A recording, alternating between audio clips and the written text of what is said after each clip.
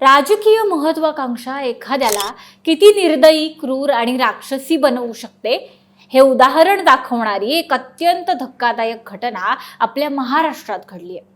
केवळ सरपंच पदासाठी एका बापानं आपल्याच पोटच्या मुलीचा जीव घेतल्याचा अत्यंत धक्कादायक प्रकार हा नांदेड जिल्ह्यामध्ये घडलाय। मला खात्री आहे की यामागचं मुख्य कारण आणि यात त्या बापासोबत सामील असलेल्या व्यक्तीचं नाव ऐकून तुम्ही आणखी हादरून जाल।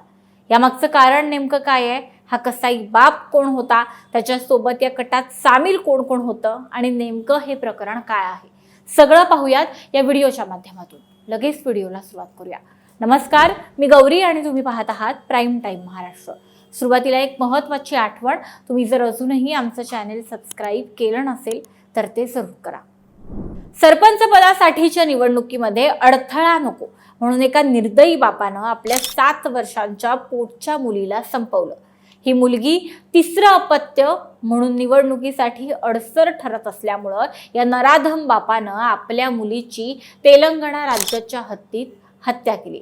नांदेडमधील केरूर इथला हा रहिवासी होता। धक्कादायक बाब अशी आहे की या कटामध्ये आरोपीची पत्नी म्हणजेच त्या मुलीची आई सुद्धा सहभागी होती। शिवाय गावातील सरपंच यांचा सुद्धा या सगळ्या हत्येच्या कटामध्ये सहभाग असल्याचं आता उघड झालंय। आरोपीचं नाव पांडुरंग कोंडामंगले असं असून 29 जानेवारी रोजी त्यानं आपल्या पोटच्या मुलीची हत्या केली। पोटची मुलगी प्राची हिला त्यानं जीवानिशी मारलं। हा आरोपी हा मुखेड तालुक्यातील केरूर गावातील रहिवासी आहे। त्याचा बारहाळी इथं कॅन्टीनचं एक दुकान आहे आणि त्याला 3 अपत्य होती। 3 दिवसांपूर्वी पांडुरंग यानं साहित्य खरेदीसाठी जात असल्याचं पत्नीला सांगितलं आणि 7 वर्षाची चिमुकली प्राची कोंडामंगले हिलाही आपल्या सोबत दुचाकीवरून नेलं।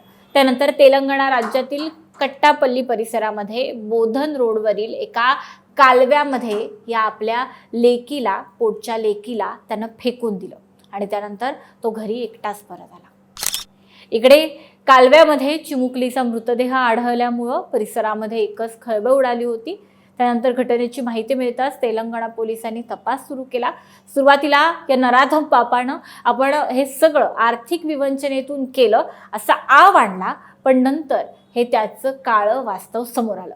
चौकशीमध्ये संशय बळावला आणि 30 जानेवारी रोजी तेलंगणा पोलिसांनी मुखेड शहरामध्ये येऊन पांडुरंग कोंडामंगले याला ताब्यात घेतलं आणि अटक केली। तरीही अजूनही या बापानं आपल्या लेकीची हत्या करण्यामागचं नेमकं प्रमुख कारण काय आहे याचा तपास पोलीस करतायत। पण निश्चितच या घटनेनं नांदेड जिल्हा आणि संपूर्ण महाराष्ट्र हादरलाय। राजकीय महत्वाकांक्षा, पदाचा लोभ आणि हव्यास माणसाला त्याचं माणूसपण, त्याचं बापपण आणि त्याचं आईपण सुद्धा विसरायला लावतो। हे सांगणारं, हे दाखवणारं आणि आपल्याला यातून एक प्रचंड मोठा धक्का देणारं असं हे प्रकरण आपल्या महाराष्ट्रात घडतं। ही अत्यंत दुर्दैवी बाब आहे। या प्रकरणी आता अनेक अपडेट्स समोर येत आहेत। हे प्रकरण आता महाराष्ट्रामध्ये प्रचंड प्रमाणामध्ये गाजतं आहे आणि आपल्याला सगळ्यांनाच एकंदरच विचार करायला लावणारं आणि एक प्रचंड मोठा धक्का देणारं असं हे प्रकरण ठरतंय।